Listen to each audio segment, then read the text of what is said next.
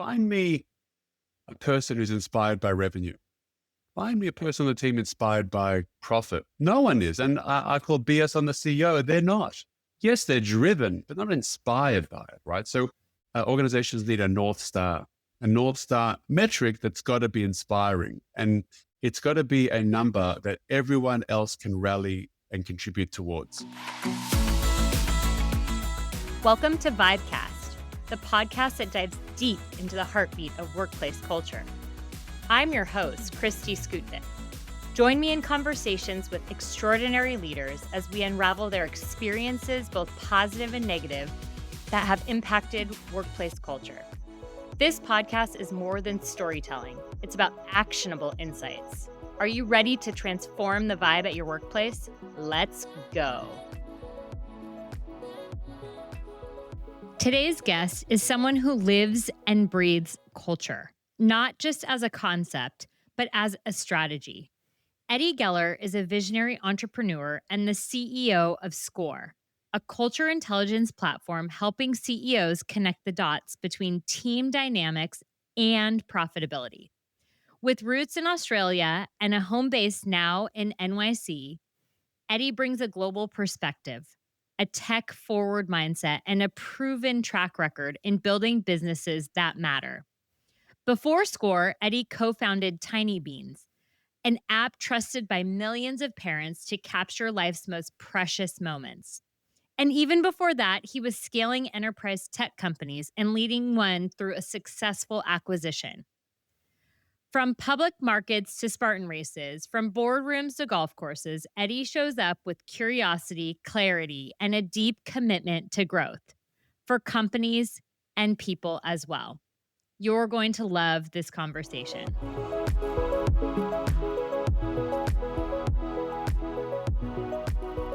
All right, Eddie. Well, despite the technology spirits being against us today, in trying to record this episode, we are here, and I am grateful and thankful for you working through some of those challenges with me and for me. So thank you for being here and spending the next, 45 minutes or so with me to talk through all of the things around workplace vibes.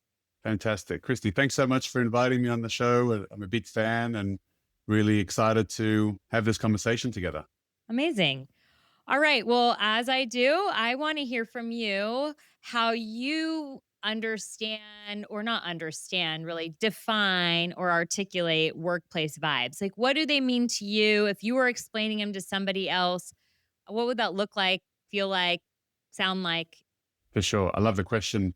So in my mind, I think about the vibe of a workplace to be connected to a bunch of, experiences related to behaviors, connection, common beliefs, and this feeling you get. Like when you enter the room, is it an environment in which you relate to, you appreciate, you recognize, and you connect with, right? I mean, actually in our world, we call it cohesion, right? But I think work vibe is a good, fun way to describe it because it's a positive, positioning as a vibe, like you just think in a positive way. So, and I have music through my bones and through my veins. So I think about this in a much more fun musical sense as well.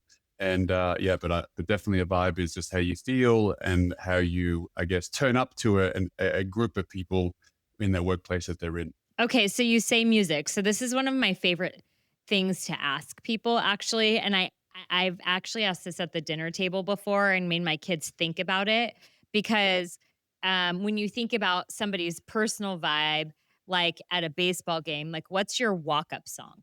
Oh yeah, for sure. Well, it's funny. The walk-up song, I'm not sure I have that answer, but I typically ask a similar question in a different way. What's your go-to karaoke song? Oh, there you go. What's your first karaoke song that you're like, okay, Kristi, you're up. Like, what's your song? So my song is Bust a Move by Young MC. Oh, yes. So that's my song. Now, whether or not that would be the walk-up song, I don't think that'd be the walk-up song. The walk-up song is probably something like Hearts on Fire from Rocky IV or something. I'm a big 80s fan of all those rock songs that gets you like pumped up and just up for it. It's one of those, I guess songs in the 80s that sort of hype me up would be my walk up song. But yeah, what would be your karaoke go-to song? What would be my karaoke go-to? I'm a terrible singer, so, like, I really would shy away from anything karaoke. Not after 10 p.m. Everyone's a great singer after 10 p.m. I'm usually not awake after 10 p.m. Well, I'm much more of a morning person. So there could be a correlation between staying up late and enjoying karaoke, I and get maybe it. that's why I don't like it. And I think my walk-up song, like, changes, right? So, it's like for karaoke, I think of, like, disco songs, like, that's what comes to mind. I think because they can, like, people can sing to 'em, they have, like, a good beat. Like YMCA or something. Yeah, or like, uh, Staying Alive or like, something like that, right? I haven't actually Fun. thought through Sure. that completely, but that's my initial gut reaction. And I then my like it. walk-up song, like, that changes. So, I would say it depends on, and this will probably go into more of our conversation, but a walk-up song for me changes depending on the environment, the people, what I'm there, like what place I have or what value I bring to whatever's happening. That would change whether it be like something mellow or something really hype or rap or country or all the different genres. So I'll state the standard HR answer. It depends. How about that? I get it. I get it. Yeah, I mean, I think the day of the week, the mood of the day, the time is definitely a factor. But having said that, I almost think if you had a song that would hype you up and put a smile on your face always, wouldn't that be the song you want always? That's true. That's a really good point. Yes, and I would say, I'm a big country music fan, so I would say Brad Paisley, any song of his except, like, the slow, sad songs, but, like, Just to See You Smile, that's Tim McGraw, but Tim McGraw, Just to See You Smile, or any Brad Paisley, like, fun hype song would be my walk-up song at the moment because they just, like, bring me back to, like, days of fun and, carefreeness, and they're just happy. So I love it. I love it. Very cool. so talk to me, where I wanna start with you because you have such a fascinating background, and the things you're doing today isn't just like you woke up one day and you decided this is what you're gonna go do. There was a build to this, right? And so I wanna hear from you, kind of your journey to where you are today, and if there was any kind of defining moments in your life, career, where you decided improving the vibe in an organization or having an impact on that vibe became kind of front and center and really important to you, right? Because some people go through their life and that it really isn't something that they think about. Maybe they naturally do it or don't do it and have a good or bad impact. But this is something you have now kind of shifted your focus on, right? As you, and we'll get to what you're doing today, but I want to kind of hear your journey to get there. For sure. So I guess the best way to sort of start is firstly, the weird accent is I'm Australian, right? So just in case people are unsure, I'm originally from Sydney and I now call New York home. Been here just over 10 years now. It's crazy that is to say out loud. But my first company was a technology consulting company. We did a lot of software development, website development, etc. And I started in 1999 because I was a really, early in internet programmer and I had too much work on. That was the genesis of starting a company, the entrepreneur in me. And we went through lots of ups and downs. Like the dot-com times was a down, although it was up before. Went through lots of ups and downs. I remember having to put the house on the line to make payroll the next day in 2003. And that was when 40 people, like very much defining moments, but, young and ambitious and very much believed in what we were creating. So I always believed on betting to win rather than you betting not to lose. And then if you ask me about our culture in 2008, which were about, I don't know, 80 people, we're doing about 10 million in revenue. We're doing about 15% EBITDA. And someone said like, yeah, that's pretty good. We're doing pretty well in the business. We're growing, had some really great contracts. And if people said to me, define your culture, it's like, it's a great culture. we're supportive, we're family, we believe in I think our core values were people, integrity, and excellence. Bleh, like that was horrific, but granted, you live and learn. What kind of core value is people? What kind of core value is integrity? Anyway, I digress. We can get to that later if you'd like. But then in 2008, September, in case everyone doesn't remember, was financial crisis. And we were smashed. We had four biggest contracts terminated within a week. And we went from roughly having about 70, 75 people on projects, on client work, to 25. We were decimated. And we were hemorrhaging cash hand over fist. And it was an awful time. This I remember vividly. Through October to December 2008 was an awful time. And, of course, we had to let people go. And, I'm sure people have done that. It's a terrible experience to go through, but you have to focus on the business and what's the best interest of the company first to do that. But what was the most interesting part of it, which is the biggest learning that I had, was that through those 3 months, Kristi, people started to blame each other. Sales were blaming delivery. It was delivery's fault. That's why they terminated the contracts. Delivery were blaming sales. We should have had better sales. We should have had new customers. If customers terminated, we should have had new sales ready. So I thought we had a good culture. We had a blame culture. What I learned through the experience was actually that sales masks problems. It doesn't solve problems. And, it was a terrible time through the experience of doing all this. And we had to sort of reset the business. In January 2009, we're about 30 people at the time. And that's when I learned about the framework or the methodology called the Great Game of Business. Not sure if you're familiar with it. If your readers are, it's based on this wonderful gentleman, Jack Stack, in 1983, developed this methodology. It's a great book called The Great Game of Business, about how to write. A Great Game of Business. I'll have to link that I have not read it. It's so good. And it's all about building your business and, more importantly, your culture, all about people and transparency. So we rebuilt the culture bottom up, and it's all about people at the center, transparency, teaching people about the financials, teaching people about the rewards, teaching people about what's in it for them, and rebuild the culture. And fortunately, from 2009, 2010 to 11, we had fantastic growth based on this culture, based on the system. And we got to about 100 people in 2011, about 12 million revenue.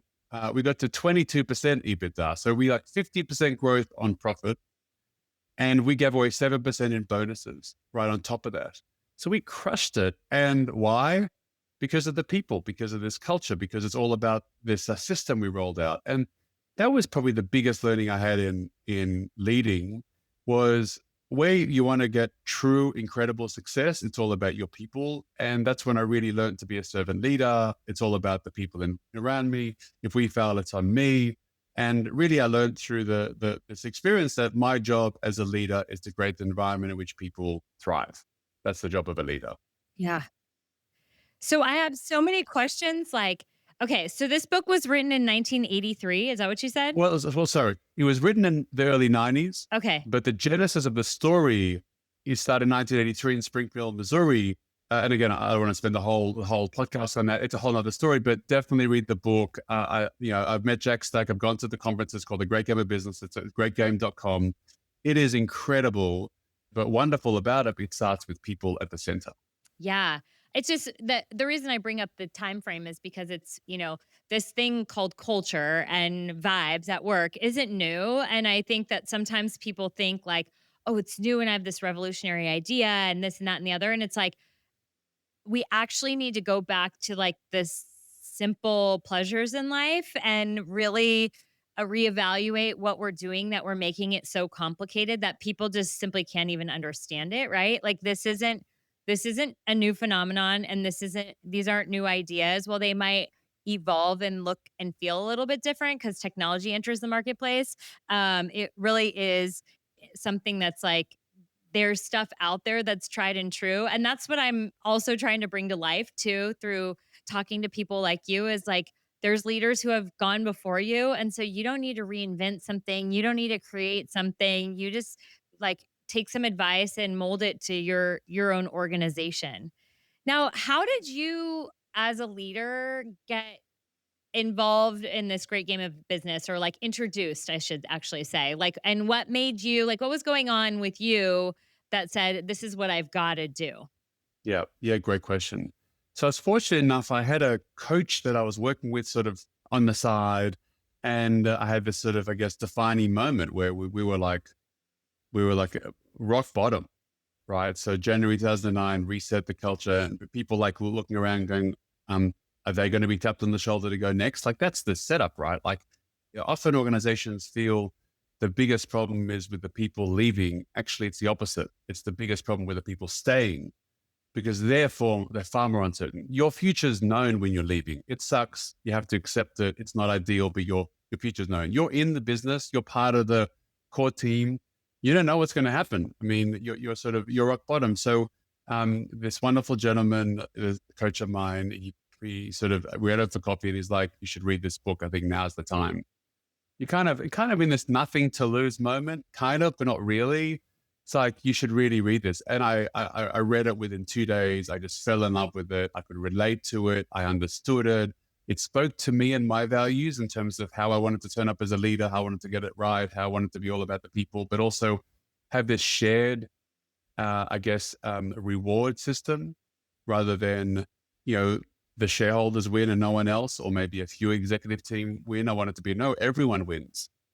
So it really spoke to me, and I'm like, we got to do it. And that was the sort of the catalyst of kicking things off. And look, we had lots of bumps and bruises the first 12 months, let me tell you, of course, but that's part of the journey. And then we ended up winning like Great Place to Work awards, and we got a global partner award for Microsoft without even trying because of the culture. Yeah, all these great things. And that's what I mean. Like when you do these things for the right reasons, you generate all these rewards from it, but don't do it because of the rewards.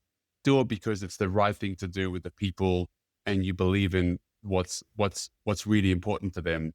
Then you'll benefit. So yeah, that was the catalyst. It's almost like when, executives get together to create a strategic plan, right? And they look at like a 10-year target, and the only target is a revenue target. It's crazy. Right. Like it has to be more than that, because that that should be a byproduct of all of the other things that you're doing, right? And no doubt money, like, that's important. Of I don't course. want to discount that, like, the the money and the revenue is important to run the business and the operation, and everybody's there to get earn their paycheck and earn their all of that. And if you're only focused on that, like, you're missing the entire way to that, and I think it will be actually harder to get there. 100%. So I often talk about it in workshops I run all the time. Like, find me a person who's inspired by revenue. Find me a person on the team inspired by profit. No one is. And I call BS on the CEO. They're not. I, yes, they're driven, but not inspired by it, right? So we often talk about organizations need a North Star metric that's got to be inspiring. And we talk about basically it's got to be a number that everyone else can rally and contribute towards. And that's not revenue and that's not profit. But to your point, if you nail it, profit and revenue will come, but it's not the number one thing. And so often with an organization, like, you need to find your North Star and find what really drives this economic engine of your business that's inspiring, but it's not the traditional boring financial metrics. Right, right. So did you lead this business the whole time, through and through, from beginning to end, and then back again? Well, yeah. So I started it, went up and down, and yeah, I exited in 2011. I sold the company to a US company wanting to go into Australia after 11 years of blood, sweat, and tears. I'm like, that's enough. I need a break. I need a reset. I need to sort of realize that this hard work. So we sold the company, and then I took 6 months off, and that was in early 2012. Okay, and that can be a transition too, right? So, from a culture standpoint or a vibe standpoint, is like you've done all of this. So, how did you make sure that the company that you were selling to could assume or carry the culture forward? Or maybe they said they could and they didn't. I don't know. But like that would be really hard, right? Because, like you said, your blood, sweat, and tears went into it and you saw a lot. I'm sure you deeply cared about the people that worked there. And then it would be hard to, like, It's like almost like your kid going to college. I don't have a kid going to college yet, but I can only imagine what that's going to feel like, right? Yes. So, very insightful and great question. So, when the company acquired us, the first 5 months, they left us alone and said, look, just keep doing what you're doing. All the great things are there. Keep doing, this transparency, there's book management, there's financials, but, all that stuff. And one day the CEO woke up and decided that was going to change. He goes, you know what? All this stuff that you do about this, the weekly, financial meeting with all the staff, scrap that. And all this, communications that you're doing with the team, scrap that. These rewards and recognition, that's not important. That's not how we do things. And then literally over the course of the next 3 to 6 months, the rest of the calendar 2012, turned off all the great things that made us so successful. And you know where this is going to go because we're a consulting services business with talented people who get to choose where they want to go, including that they were choosing to work for me. But with this new regime, sadly, out of the 100 odd people that we were when they acquired us, 2 years later, there were 3 people left. Yeah. And going back to the analogy of the child, I never thought I sold my child because you never sell a child. Right, right. I think about it in terms of a home. It was an incredible home that we built over many years, and clearly some renovations through it. And those memories are with us forever. But I sold the home, right? I sold my house, and I could drive past and see it. And sadly, years later, I could see it falling over. But I've got those memories and the experiences, and more importantly, the people relationships that they'll never be able to replace. And I still have them to this day. And that's what I sold. But those relationships I have forever. And sadly for them, it didn't work out, but it all comes down to your point. And that's what I learned. Culture is really the critical piece of acquisitions. 4 out of 5 acquisitions fail, because of culture. And it's the least amount, or it's the least focused in terms of due diligence, the irony. And that's part of what I want to help fix with SKOR, which we'll get to eventually. You're talking about it, but yeah, I mean, the cultural piece of the who acquires who, and the buyer, the seller is a massive piece of that success or not. Yeah. Yes, I've seen this too in clients that I've worked with that are going through M&A activity. It's pretty wild to see either I've seen it both ways, like the disregard, like that's not important or it's an afterthought, right? So they go through all the financial due diligence, they go through the HR checklist of like must-haves, and they forget that there's a whole bunch of people that are doing all of the things to get them to those financials, and it's really sad. And then I've seen it the other way around, and I've seen it works really well. There's just so much it's so hard to always put data around it, and I know we're gonna talk about that. Um, but it's so hard to put data around it that there's almost like this pressure of like, why is there such a focus on that? Because you can't always say like X is gonna get you Y, right? And so, and then there's, people who stand in the gap, CEOs, executive leaders who stand in the gap and say, you got to trust me on this one. And if they have the ear of the board or have done this before, maybe there's, more of a, okay, I'll stand back and trust. But, yeah, all of the conversations, even HR leaders I've seen brought into diligence much later in the process, which is crazy to me. Totally. Yeah, it's lunacy. And what's interesting is that they spend so much time and money on financial engineering, legal compliance, all these risk-based assessments. And the irony is that the number one thing they're buying is people. And they do no assessment. Well, very little. I mean, the ones that I know, the M&A, they do the individual leadership-based assessments with obviously the leadership team. But they do zero on corporate organizations and culture and teams and middle management, et cetera. And I think, well, if the CEO and leadership team, if we like them, then everything else will work. Well, not at all. Well, what are you talking about? But yeah, it's kind of a head scratcher. And maybe there hasn't been a tool yet to give them the data that they would need to then help them with that informed decision. So, I don't want to be too critical, but yeah, it's a whole area. It's the biggest risk, and sadly, the least amount of money and time invested. Yeah, but even if we go back to it, I think there's just going to be an element of data that doesn't exist, because if we go back to think about like how you define a vibe, it's a feeling, right? So like there's other activities that I think can be done, like walking around, talking with people, going to their meet, like understanding. I mean, yes, time consuming for sure, but instead of sitting in a boardroom crunching numbers and looking through the data, it's like go out, touch, look, feel, understand, like get like the gut check that is needed in order to understand what the culture is and if that's going to fit with the organization that they're merging with or what have you. I know easier said than done. I can sit here Absolutely. from my green couch and talk about all the things that should be done and should people all the way to it. But at any rate, it is, yeah, it's the focus should shift, because you're right. You're buying an organization for the great skills of the people and what they bring to that organization, not necessarily. I mean, the product can't be built if the people aren't there, right? 100%. 100%. And the other thing that I learned is whether or not you're the buyer or the seller, right? So the buyer is one thing, the seller is something else. And because in my first company, we were sold, so we were the seller. And I guess, I was told that we were being colonized was the word I was being told. And we're on in my second company, which I can talk about if you like separately, we acquired a company, and I was very cognizant of we're integrating. It's a people thing. We're all about the people. So it was a much more delicate, set of decisions, because we wanted the 1 + 1 = 10, right? And as the buyer, and it worked. Like we definitely, we doubled the business in 12 months after acquiring it.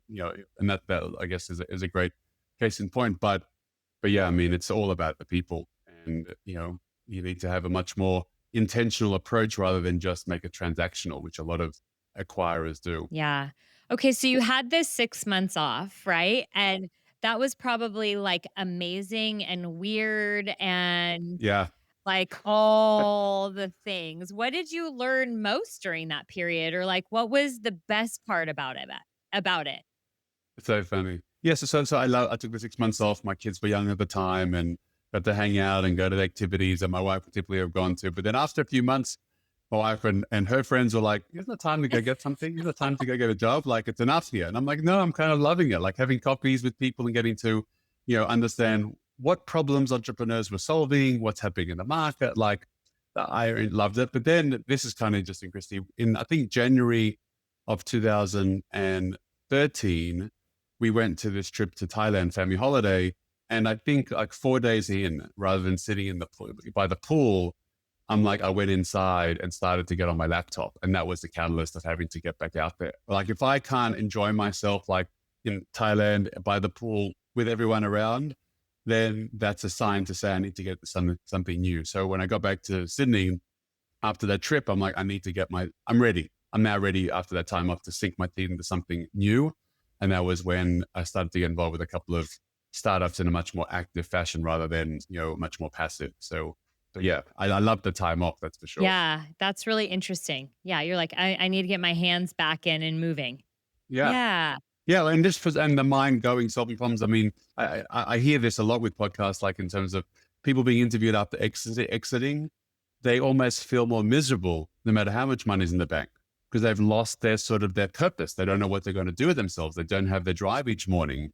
So it's, as we all know, it's not a money thing at all. It's like a purpose thing. So going back to me, like for me, I was ready for the next thing. I wanted to find the next problem to solve, the next, team to work with, the next area to learn about. So, but yeah, it was almost like self-inflicted, if that makes sense. Sure. Yeah. So, what was the thing that you learned the most about, and speaking with entrepreneurs during that period, like the problems to solve? And like, did you notice any themes or anything that you could share with us? I know it was several years ago, but yeah, still. Yeah. Well, I guess it was 2012 and 2013.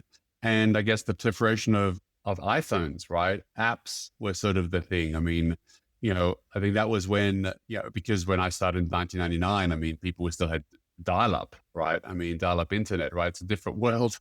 So it was definitely an experience around apps and consumer experiences and, downloadable, I guess, applications in your home, right? Or wherever you're traveling to, right? So I guess that was a whole new, and I got involved with a bunch of startups, one in the family parenting space, which actually I decided to double down on, and that was Tiny Beans, which is what I started to do. And that was the catalyst of me moving to the States. Another one was a payments business that in the world of part payments.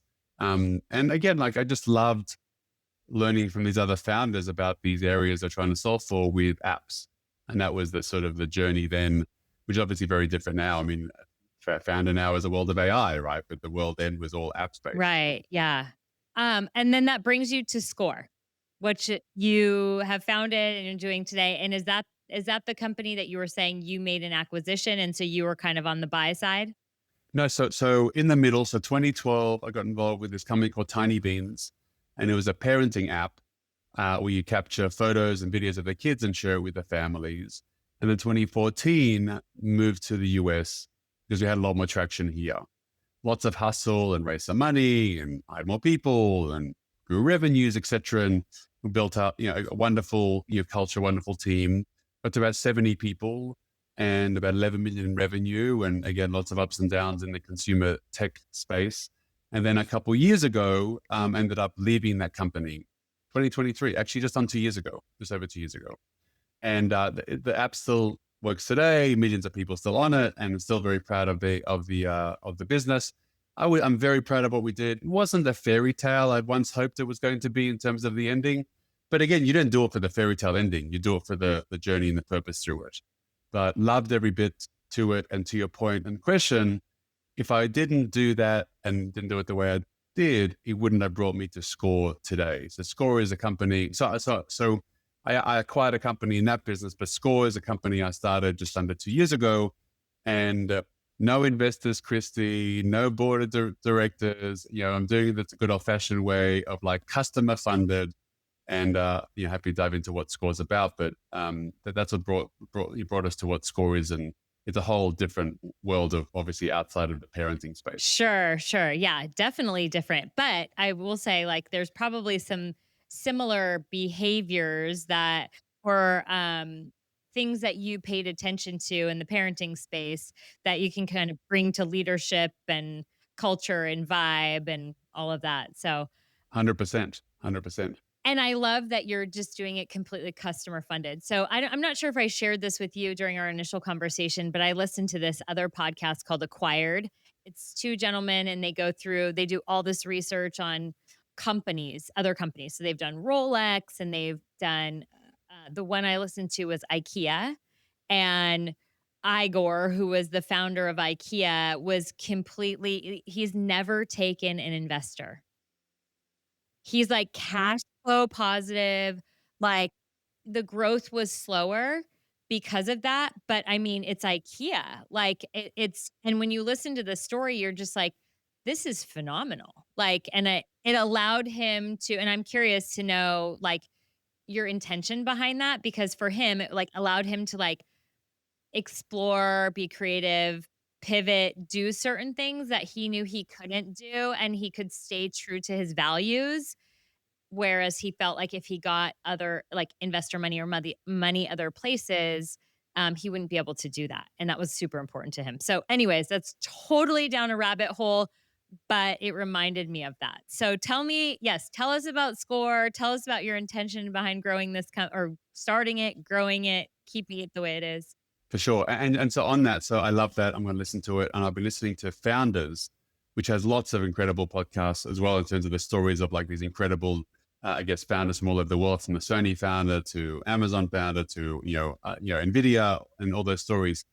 But to your question in terms of, I guess, it's a classic, what I did on my previous lives, on my previous businesses has taught me to do things differently now, right? So I did not have great experiences with some investors. It definitely drove a bunch of very different behaviors and different priorities that, upon reflection, were not in the best interest of the company, least of all the people.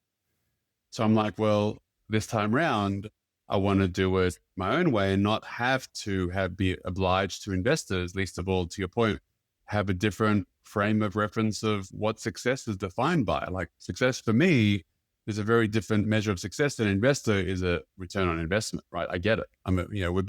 We're we're adults, you get investors, they just want a return. They actually don't even care about you or the business. They just want a return, no matter what they say. And yes, there's nice investors and not so nice spectrums, but that's their job. Their job is to get a return on their money, right? So SKOR, which I'll dive into what we're doing, is like the reason why it's customer funded is because, first of all, I don't want to rely on externals. And secondly, I do want to pivot and figure out product market fit and go at my own pace and learn the hard way and not have like $1 million in the bank and go, let's go find 10 people and then just go fast, because I don't even know which way I'd go fast with. You know what I mean? Like, I don't know which direction yet. Yeah, I'm not interested in raising that money, but at the end of the day, customer funded is the best regardless, right? So diving into what SKOR is about. So SKOR is the vision for workplace culture measurement, and more importantly, team-based measurement, because really your organization is a team, and you have many teams within that team, kind of like football, offensive, defensive team. In a large organization, 1,000 people, 10,000 people, frankly, 50 people is a team.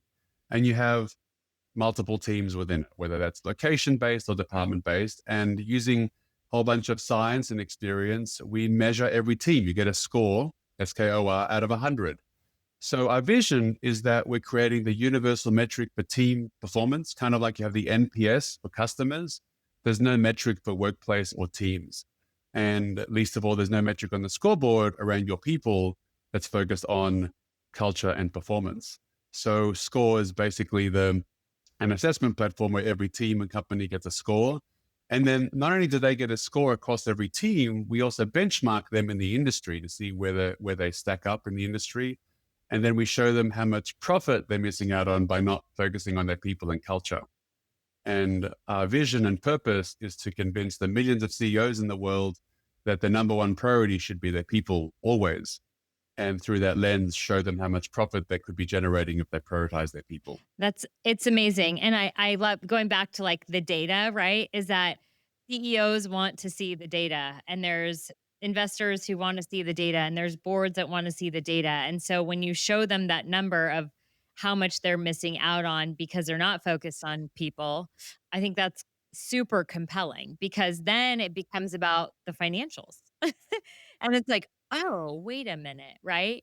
So I mean, without going into any proprietary information, like, what does this look like? How do you do it? How is it different? Sure. And I actually want to add a backstory to this, because I think it's super relevant, because I thought, well, how are we going to convince CEOs to care about this stuff, right? So to your point, profit's one thing. So yes, most CEOs care about profit. Actually, all CEOs care about profit. But another factor that CEOs actually care about more emotionally is competition. Most CEOs hate losing. And I've seen many times CEOs going ahead with something purely because their competitor was, or they were behind their competitor, irrespective of financial implication. Well, yeah, you'll see acquisitions We're competitive happen. beasts. Yeah, Exactly. acquisitions happen not because it's going to inorganically grow their organization. It's because they are going to take out the competition. Exactly. Totally. Offensively or defensively, spot on. So the two pieces of our platform which are critical is the connection to profit, which I'll dive into shortly, but also the benchmarking. The fact that you get a score and we show you if you're a leader or a lagger in your industry. We've seen also CEOs go, oh, damn, we're losing. Like, we're behind what others are. Like, okay, we better do something. Oh, and we generate more money if we do. Oh, even better. Like, it's just so interesting to hear them respond to this stuff, because CEOs are naturally competitive. Like, to your point, the data, like, and they hate losing. So that's two factors. So how do we do it? I guess if we take the parallel of sports, right? Let's think about sports, right? So in my previous life of all these companies I talked about earlier, we did engagement surveys and staff surveys and NPS, whatever. But what I learned through those experience was that it's kind of like there are all these lagging indicators we're being asked about, like, what's your relationship like with your manager? Do you trust your manager? Do you care? And all these things. And all these lagging indicators point you to symptoms, never root cause. Because like, if I don't trust my manager, how do I build that trust? Like where do I start? I can give you 10 different theories of why you don't trust them or they don't trust you, but where do you start with that? So it leads you to a symptom. So take the parallel with sports, right?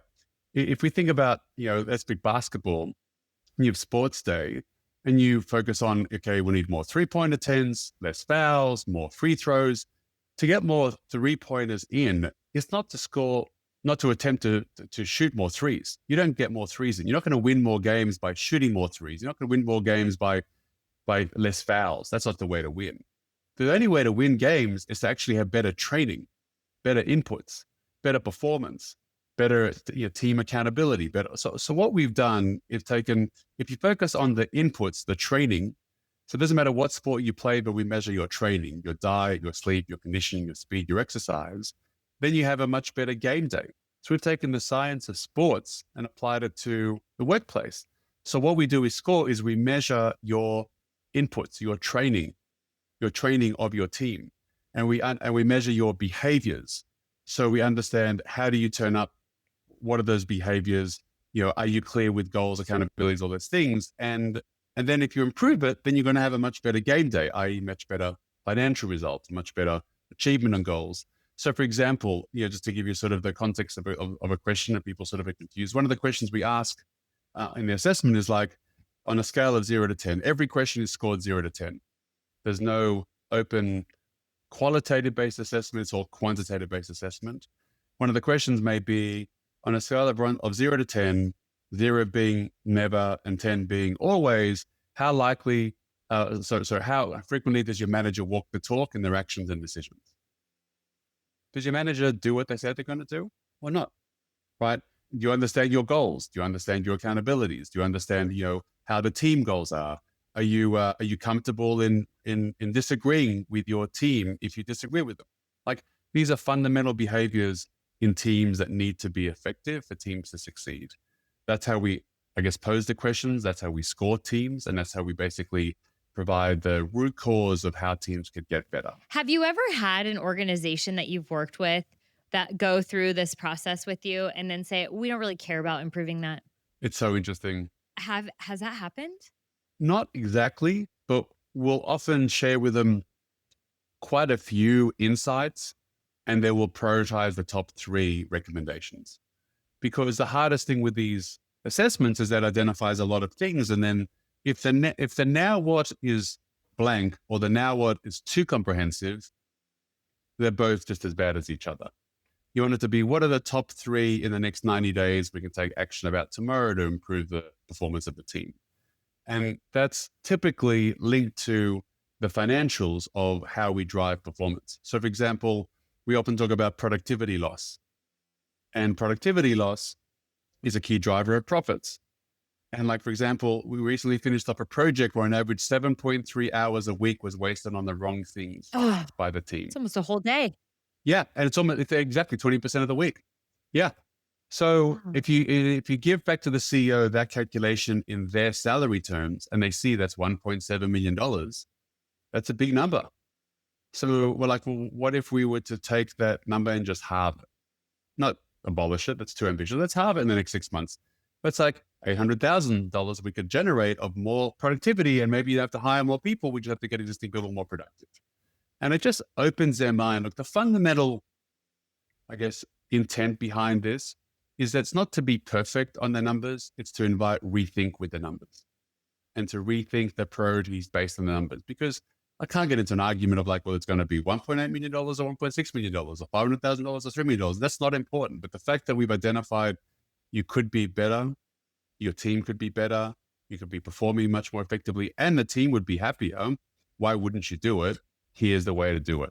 Yeah, it almost gives them a reason to start to change their belief about what's important, right? So like you and I know that beliefs change behaviors, and it's like many engagement surveys that I've seen are just trying to change a behavior without changing the belief system. And so it's just temporary, or it's like, okay, I'll follow this checklist of writing this handwritten note, but they don't really understand like why they're doing it, or that they want to be doing it, right? Like that's more important, is that people want to feel like there's care and concern. And if the person doing it, the leader themselves, doesn't really understand why, they can't show care and concern. They just transact something. 100%. I know you are so right on that. The belief is critical. So what we're trying to do is invite them to rethink. We talk a lot about rethinking, and like, what's something that, these beliefs of the past, and how to invite them to rethink of the future. And the only way I think you started with this is it's got to be around the data. It's got to be around what's in it for them and what's in it for their companies by doing it this way. Yeah, and that's usually their focus, right, is on the financials because they are a financial steward of the organization to some degree. I mean, yes, it's the people that they need to steward too, but there's numbers around that and paying for the people to work there, et cetera. So that's really, really interesting. So if you could share like some key things people have done in order to kind of turn that around or a success story, if you will, that would be amazing. Yeah, absolutely. So we focus our energies on the recommendations on tactics they can execute straight away. Because if we lean into like, oh, leadership development training, it's going to take you 6 months to stand this up, roll it out, you see results in 12 months, we're going to lose, right? So we talk a lot about these tactics. So for example, one of the clients we're working with, we're basically, we found that there's this gap with what's happening out in the field with what the office is realizing is happening, right? There's a big gap, right? I mean, that's a classic. There's thousands of businesses like this where people are on the tools in the field and people in head office think it's happening a certain way and they just don't know. So what we recommended is every day when the people on the tools come into the office to sort of drop the tools off, or whatever it's defined as, we actually bring in an after action review, like a tactic for 5-10 minutes about just review the day. What worked well, what didn't work well, what'd you learn from the day, what could be better tomorrow? This kind of like daily huddle in a way, but reviewing the day. And it's 5 minutes, not expecting like you like to move the ocean, 5 minutes. And it's amazing the take home value, the learning and the results already seen just by seeing basically the office going, oh my God, I didn't realize that's the case. Oh, training is this way, not that way. Well, that's not working like that. The customers are seeing this way, not that way. Like this whole connection point. Well, these are really about, as you would appreciate, these are muscles. Each one of these aspects of a team are muscles that we all need to flex and develop. And this muscle of learning and sharing, understanding and connection with the goals have to be connected. And that's one key one. Another one we found that often we'll see leadership, not be as trusted with everyone else as they expected they were. Leadership think that everyone trusts them. Everyone else goes, you're kidding me, right? So, and obviously, everything in between. What we've recommended in the past, and I learned this in my last company, we recommended like a Friday meeting. This is typically for smaller teams, like 100 to 200 people, a weekly wins and fails meeting. Where each week you share about your win for the week and your fail for the week. And it leans into leaders being vulnerable about their fails, going, oh, they're not robots. They also make mistakes, and also shared the wins. So you get people sharing wins and fails. And that's been incredibly powerful for shared learning and shared trust and shared connection with what we're trying to create out there. So again, tactic, simple to do, execute yesterday, get on with seeing value, not this sort of, there's another, I can give you dozens, but there are two that come to mind that have seen real impact and real results immediately based on connecting the data of teams. That's amazing. And again, like we talked about very early on in our conversation, super simple, right? And that's the core value of mine is like keeping it super simple because it's like people get like anxious about these like very comprehensive, big things. And you're like, time out. It does not have to be like that. Like, what are we trying to accomplish? It shouldn't be like It that. shouldn't be. People can't, they don't want it. It has to be easily understandable. They have to be able to like relate and connect to it. And I think maybe I was sharing with you, I was working in a consulting engagement and we were in a room with a bunch of leaders and, we had done some assessments and we were talking through some tactics similar to like what you're saying. And this one leader, I was like, I could tell something was going on with him. And I was like, what's up? And he says, I got to say, I'm really embarrassed. And I said, like, what? And he's like, Wow. this is really simple. I should have thought of this. This should have been my idea. Yes. And I'm like, I don't care whose idea it is. Let's just like recalibrate where we're starting off on and what we're going to go do so that we can have an impact, right? It doesn't matter whose mouth it came from. Totally. And that's, to be honest with you, some of the challenge I find in managers that they think they need to solve everyone's problem and actually have all the ideas. But the irony is that you actually want the least to come from them. You actually the most to come from the team. And that's the thing. It's like almost like the self-esteem or self-confidence or like them to be a true leader as opposed to a manager. And you don't want them to come up with ideas at all. Frankly, you want them to be engaging and eliciting the ideas from their teams. But that's a whole nother topic. But yeah, I love the simple thing. I often will say to someone, if they've explained something to me and I got it, but I'm thinking most people don't, I say, can you explain it to me now like I'm your grandmother? Like, what do you mean? I'm like, well, okay, so I'm your grandmother. Bad visual, but Yeah. forget it. Like, just you go with me here. Yeah, but you get it, right? Or Yeah. grandfather, explain it to me. Explain it to me. And they're like, well, it's this. I'm like, that's the wavelength. The wavelength is simple. If it's not simple, no one will get it. At least they will be confused by it. So I love it. I love that the approach, Kristi, definitely has to be simple. Yeah, yeah, and people will naturally maybe walk away sometimes not feeling comfortable to ask questions, and so now they're just left being confused, and you think they totally understand when you overcomplicate it, right? And so then you're like, "Wait, you didn't ask me any questions." It's probably because 'cause they're embarrassed because 'cause they're like, I wanted to ask those questions, but do I look stupid? Do I like" They're like, "Why not just start out simple so that everybody can understand it," right? 100%. 100%. I couldn't agree more. Okay. So we could probably talk about this all day long because you're helping organizations. I'm helping organizations. I'm super passionate about this kind of stuff. The data piece behind it is fascinating. So, but I want to be cautious of time also. So, what is one thing that leaders, leaders, and I don't mean leaders just who have direct reports, but leaders within an organization, whether that's an individual contributor leading a project team or leading themselves or influencing others around them, or truly a CEO or a leader of an organization, what's one simple thing that they could walk away with after this conversation and just go do next to start improving the vibe of their team, organization, personal life, etc.? Love it. Okay. So the one simple thing I'd always recommend a leader to be able to do is finish their statements with a question mark and not a period. Questions, curiosity, questions, curiosity. And then the job of a leader is like easy. Just that if a leader or a manager, or frankly, any human, if they really want to lean into leading, to your point, whether or not they're a team member or not, just ask questions. Really, and obviously part of asking questions is to listen, of course, but ask questions. Too many leaders think that they have to finish the sentences with a period. It's like, what are you doing? Just ask more questions. Because then you're teaching. Yeah, exactly. Yes. You're teaching, not telling. I mean, I just had this conversation teaching my daughter to drive, my husband and I, and he was like telling her what to do because we know how to drive. And I'm like, Of but we're not course. always going to be in the car. So what do we do to teach her? Like, well, what do you think we should do? Or when this car is approaching or there's merging, like, how do you think we go about that? But I love that. Yeah, ask the question. Questions, questions, questions, questions. And often, like, we'll talk about, like, this is my last company. We're not brainstorming, we're question storming. What's the questions we want to solve? What the questions we need to have at this? Like, not ideas, questions, questions, questions, questions. Amazing. Well, thank you so much for your time. I appreciate you being patient with me at the beginning over the technology. Of course, of course. And we'll have all the links and everything, in the show notes so everyone can find you.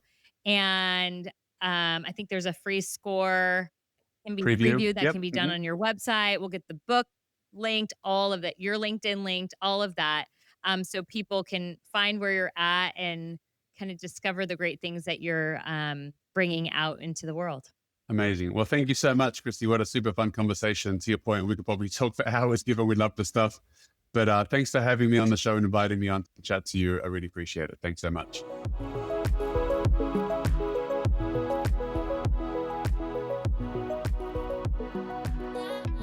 Wow, what a conversation. We covered so much during our time together. One thing that really stood out was how reading The Great Game of Business totally changed the way Eddie approached his company. It wasn't just about making the numbers work, it became about bringing people into the process and creating a place where everyone could meaningfully contribute. And that mindset shift, it helped unlock some pretty amazing growth. It's truly next on my reading list. We talked about how culture can't just live in a set of core values. It has to be felt, lived, and built every single day. And how leaders can do more by asking the right questions than giving orders. It's more of a teach versus tell. And also how the simplest tweaks, like taking a real pause, can lead to big shifts in how people show up. So stay curious, stay courageous, and keep vibing, my friends. If this episode inspired you and you want to see how you can take the next step to creating a better vibe within your organization, I'd love for you to download our complimentary 75 Vibes worksheet. This is a simple tool to create a habit and mindset around creating great vibes in work and life. The best part, it's simple and it works.